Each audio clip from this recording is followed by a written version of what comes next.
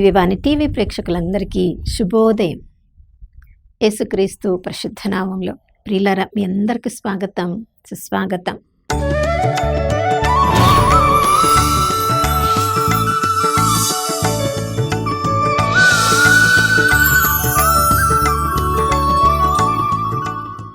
గడిచిన కాలమంతా కంటికి రెప్పలా కాచుకున్న దేవాతి దేవునికి పూర్ణ హృదయంతో, పూర్ణ ఆత్మతో, పూర్ణ శక్తితో వందనాలు తెలియచేద్దాం. ఈ నూతన ఉదయంలో కూడా నమ్మదగిన దేవుడు, విశ్వసనీయుడు, నూతనంగా తన ప్రేమను, కరుణను, కటాక్షాన్ని మనందరి మీద కుమ్మరించారు. ఆయన నమ్మదగిన తనము, విశ్వసనీయత ఈ లోకము ఉన్నంత వరకు అది స్థిరంగా నిలిచి ఉంటుంది. ప్రియులారా, ఆ దేవుని ప్రేమనే ఈ లోకము ఈ రోజు ఇలా ఉన్నామంటే, మనం సజీవుల లెక్కలో ఉన్నామంటే ఆయన ప్రేమ ఇంకా మన మీద కుమ్మరిస్తూ ఉన్నారు కాబట్టి మనం సజీవుల లెక్కలో ఉన్నాం. ప్రియులారా, అంత నమ్మదగిన దేవుడు ఈరోజు మనల్ని సజీవుల లెక్కలో ఉంచారంటే మన ద్వారా ఆయన నామము ప్రచురము చేయబడాలని, ఆయన మహిమ ఈ లోకంలో వ్యాప్తి చెందబడాలని. ప్రియులారా, మనందరినీ కూడా దేవుడు ఒక ప్రత్యేకమైన ఉద్దేశంతో ఈ కాలంలో ఆ కుటుంబంలో మనల్ని జన్మింపచేశారు. మరి కొన్నిసార్లు కొంతమంది పిల్లల్ని చూసినప్పుడు వీళ్ళు తల్లిదండ్రుల పేరు చెడగొట్టడానికే పుట్టారేమో ఈ కుటుంబంలో అన్నట్లుగా కొంతమంది గురించి మనం వింటూ ఉంటాం. మరికొంతమంది వీళ్ళ తల్లిదండ్రులు ఎంత కష్టపడ్డారో దానికి తగిన ఫలితంగా వీళ్ళ జీవితాలు ఎంత ఉన్నత స్థితిలో ఉన్నాయి కదా అని ఆ పిల్లల జీవితాలను చూసి తల్లిదండ్రుల కృషిని, కష్టాన్ని మెచ్చుకుంటూ ఉంటారు కదా.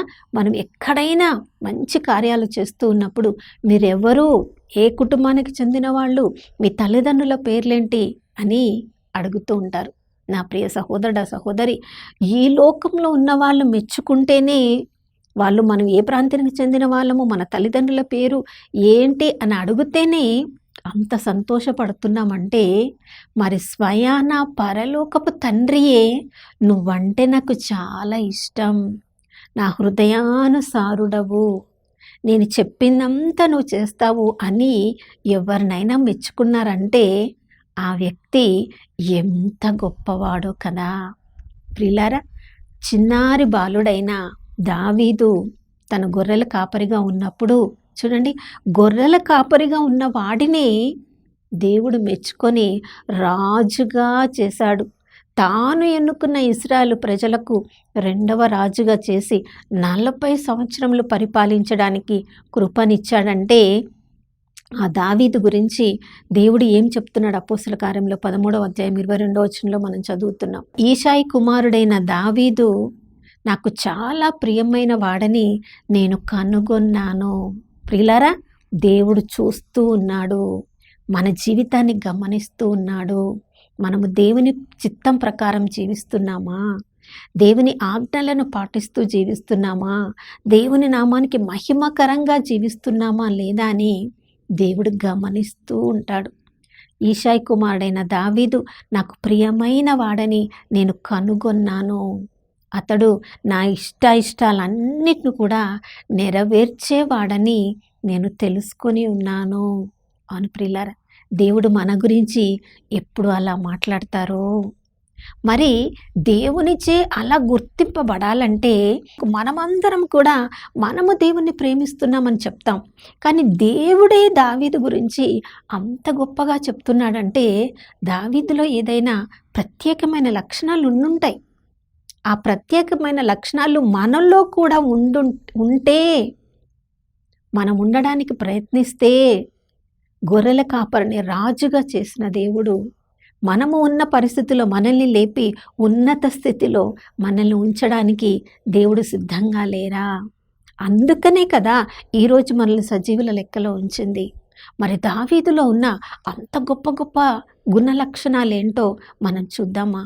మొట్టమొదటిది సమూయేలు మొదటి గ్రంథం 16వ అధ్యాయంలో మనం చదువుతున్నాం. సమూయేలు ప్రవక్త ఈషాయి దగ్గరికి పంపించబడ్డాడు. అతని కుమారుల్లో ఒక్కడు రాజుగా అభిషేకింపబడాలని. అప్పుడు ఈ సంగతి ఈషాయికి చెప్పినప్పుడు ఈషాయి చేయవలసిందేంటి? తన కుమారులందరినీ పిలిపించాలి. 7 కుమారులను పిలిపించాడు. 8వ వాణ్ణి, గొర్రెల కాపరిని, గొర్రెలు కాచుకో, నీ వల్ల ఈ పని సాధ్యమవుతుంది అని అనుకున్నాడేమో, దావీదుని పిలిపించలేదు. కానీ దేవుడు చూడండి, ఆ 7 కూడా తిరస్కరించి గొర్రెల కాపరి అయిన దావీదు వచ్చే వరకు సమూయేలు ప్రవక్త భోజనం చేయకుండా అతను వచ్చిన తర్వాత అభిషేకించి భోజనం చేశాడంటే దేవుని దృష్టిలో దానియేలు ఎంత ఉన్నత స్థితిలో ఉన్నాడో. తన తండ్రి తనను గుర్తించలేదు, తనను పిలిపించలేదు, ప్రవక్త వాళ్ళ ఇంటికి వచ్చినప్పుడని తండ్రి మీద గొనగలేదు. ప్రియులారా, సున్నిత మనస్సు తత్వంతో తన కుటుంబ సభ్యులను, తన తండ్రిని అర్థం చేసుకోగలిగాడు. తన తండ్రి చెప్పిన మాటకు విధేయించగలిగాడు.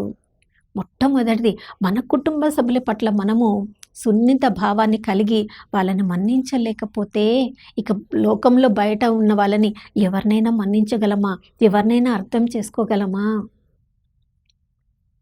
ఆ చిన్నారి బాలుడైన దావీదును పిలిచి ఈషాయి చెప్తున్నాడు, అయ్యా నీ అన్నలు సైన్యాధికారి దగ్గర ఉన్నారు, యుద్ధంలో ఉన్నారు, కొంచెము ఆహార పదార్థాలను తీసుకొని వెళ్ళు, వాళ్ళ యొక్క మంచి చెడు కనుక్కొని రా అన్నప్పుడు వెంటనే తండ్రికి విధేయిస్తున్నాడు. అధికారులకు విధేయించగలగడం, తల్లిదండ్రులకు, దేవుడు మన మీద పెట్టిన ప్రతి అధికారికి లొంగి ఉండడం. ఆ అధికారులు తన తండ్రి చెప్పిన కార్యాన్ని చేయడానికి వెళ్తున్నప్పుడు తను రోజు చేస్తున్న కార్యాన్ని విడిచిపెట్టలేదు. ప్రియులారా, పరుగున వెళ్ళి తనకు తెలిసిన స్నేహితులను పిలిచి తన గొర్రెలను మేకలన్నిటినీ వాళ్ళకు అప్పగించి అప్పుడు తండ్రి చెప్పిన పని మీద వెళ్తున్నాడు. తన బాధ్యత మీద ఎంత నమ్మకంగా ఉన్నాడో. అక్కడికి వెళ్తే తన అన్నలు తను స్వాగతిస్తారని లేదు, వాళ్ళు గునుగుతున్నారు. చూడండి, తన పెద్దన్న అంటున్నాడు, ఎందుకు ఇక్కడకు నువ్వు వచ్చావు? నువ్వు అదరబోతు అని మాకు తెలుసు, యుద్ధము చూసి పొంగిపోవడానికి వచ్చావని తెలుసు. ఎంత చూడండి, అనవసరంగా మాటలు అంటున్నా కూడా, అంటారని తెలిసినా కూడా ఒకవైపు తండ్రికి విధేయిస్తున్నాడు, మరొక వైపు తన అన్నలు అనే మాటల్ని పర్వాలేదులే పెద్దవాళ్ళు కదా అని వాళ్ళని అర్థం చేసుకుంటున్నాడు. అంతేకాదు ప్రియులారా, తనను పిలిచిన దేవుడి పట్ల ఎంత ఆసక్తి కలిగాడు. అక్కడ గొల్యాతు మాటల్ని వింటున్నాడు. సమూయేలు మొదటి గ్రంథం 17వ అధ్యాయంలో మనం చదువుతున్నాం. వాళ్ళందరినీ కూడా గొల్యాతు, మీరు ఏమీ చేయలేకపోతున్నారు, మీరు ఏమీ చేయలేరు, మీకు 40 రోజుల సమయాన్ని ఇస్తున్నాను అని చెప్తున్నప్పుడు రోషము వచ్చింది దావీదుకి. అతడు బాలుడు, సైన్యంలో చేరినవాడు కాదు, కానీ ఇశ్రాయేలుల మీద అతడు తూలనాడుతున్నప్పుడు దావీదులో ఉన్న పరిశుద్ధాత్మ దేవుడికి రోషం కలిగినప్పుడు పరిశుద్ధాత్మ దేవుడికి దావీదు విధేయిస్తున్నాడు. ఈ ఫిలిస్తీయుడు, ఈ కుక్కలాంటి వాడు, ఇతడు పరలోక సైన్యముల ఆ సైన్యాధిపతిని ఇతడు తూలనాడుతున్నాడా? ఎంత ధైర్యం! నేను ఉన్నాను. పరిశుద్ధాత్మ దేవుడికి చెప్పే ఉండవచ్చు, ప్రభా మీరు ఏదైనా చేస్తారో నాకు తెలుసు, నేను ఉన్నాను. ఇక్కడ సౌలు రాజు భయపడుతున్నాడు, సైనికులు అందరూ భయపడుతున్నారు, కానీ నేను ఉన్నాను.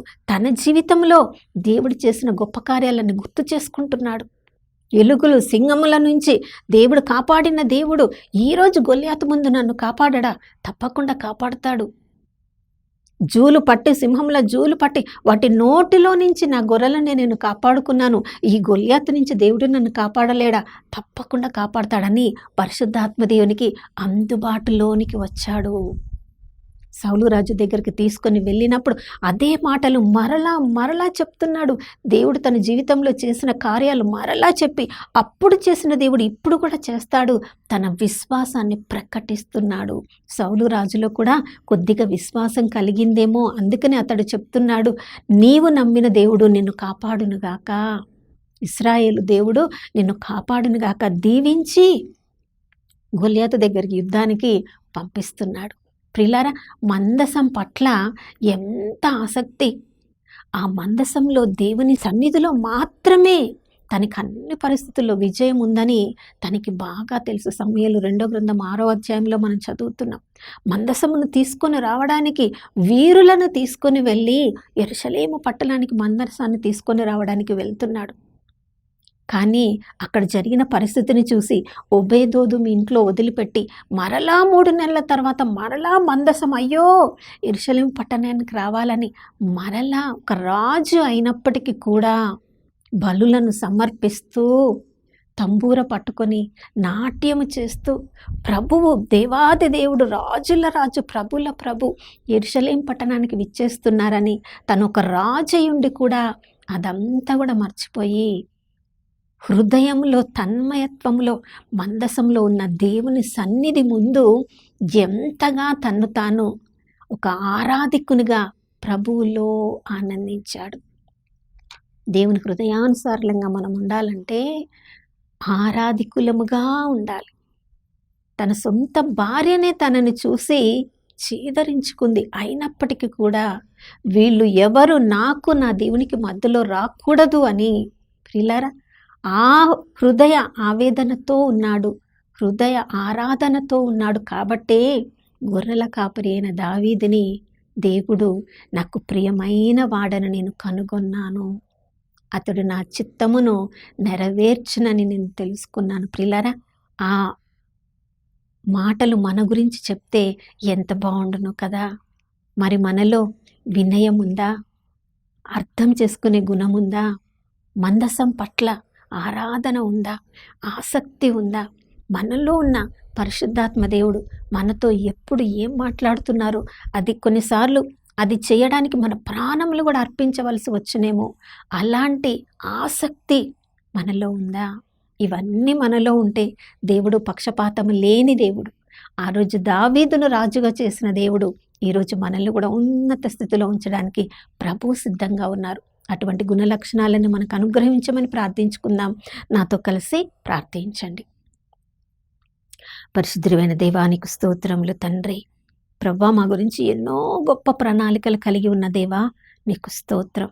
కానీ మా దృష్టిని ఈ లోకం మీద పెట్టి లోకంలో మమ్మల్ని మేము ఎలా గొప్పగా చూపించుకోవాలో ప్రయత్నిస్తూ ఉన్నాం. కాబట్టి ప్రభువా, నీ యొక్క ఉద్దేశాన్ని తెలుసుకోలేకపోతున్నాం, నీకు విధేయించలేకపోతున్నాం. మాకు అధికారులుగా ఉన్న వారికి విధేయించలేక వాళ్ళకంటే మాకే ఎక్కువ తెలుసనో, మా తల్లిదండ్రుల కంటే ఎక్కువ మాకు జ్ఞానం ఉందనో ప్రభువా, మా ఇష్టానుసారంగా మేము చేస్తూ ఉన్నాం. కాబట్టి నీ చిత్తంలో మేము ఉండలేకపోతున్నాం ప్రభువా. మీరు మాకు ఏర్పరిచిన గొప్ప బహుమానములను మేము ఈ లోకంలో పొందలేకపోతున్నాం, ఉన్నత స్థితిలోనికి రాలేకపోతున్నాం ప్రభువా. ఈ ఉదయకాలంలో అయ్యా మాకు నూతన జీవితాన్ని అనుగ్రహించండి ప్రభువా. విధేయించే హృదయాన్ని అనుగ్రహించండి, ఆరాధికులుగా మార్చండి ప్రభువా. మా యొక్క తల్లిదండ్రులకు ఎవరెవరిని మీరు మాకు అధికారులుగా నిర్ణయించారు వాళ్ళందరికీ నాయన మేము లొంగి ఉండునట్లు, వారికి విధేయించినట్లు కృపను అనుగ్రహించమని యేసయ్య పరిశుద్ధ నామంలో అడిగి వేడుకొనుచున్నాము తండ్రి, ఆమేన్. అవును ప్రియులారా, యేసు ప్రభు కూడా బాలుడుగా ఉన్నప్పుడు ఒకవైపు లోకములో ప్రజల ఆదరాభిమానములు పొందుతూ మరొక వైపు దేవుని అనుగ్రహంలో జీవించారు. ఎందుకంటే ఆయన రాజుల రాజు, ప్రభుల ప్రభు అయినప్పటికీ మనుష్య రూపంలో ఆయన తగ్గించుకున్నాడు. మనము కూడా ఆ ప్రభు చూపించిన మార్గంలో నడుద్దాం, ప్రభు కొరకు గొప్పగా జీవించుదాం. మరొక నూతన శుభోదయంలో మనం అందరం కలుసుకునే వరకు దివ్యవాణి టీవీని వీక్షిస్తూ ఉందాం. ఇమ్మానుయేలు, ప్రభు మనతో ఉన్నారు.